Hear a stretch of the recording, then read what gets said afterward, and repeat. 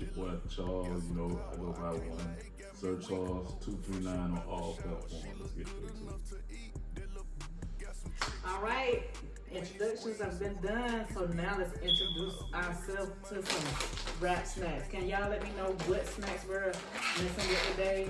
Everybody.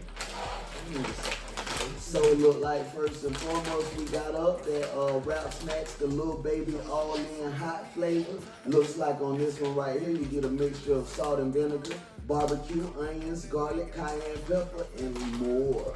You dig? That's once again that little baby all in hot flavor. I'm saying, got the money bag, yo, dude. Pick them out, $20 in that joint. Yeah. This shit, yeah, I try y'all one of them. Then we got these old OG barbecue chums by the Snoop Deal Double Jizzle, nigga.